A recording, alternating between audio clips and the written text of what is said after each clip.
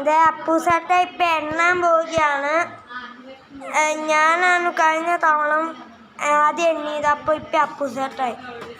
30 വരെ പോയി എണ്ണിക്കോ.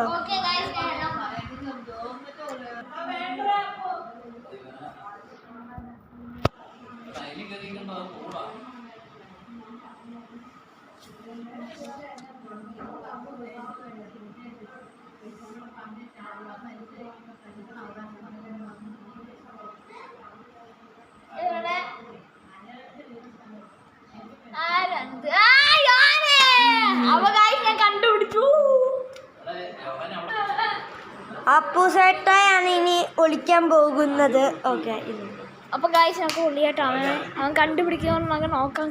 ഉള്ളിയാ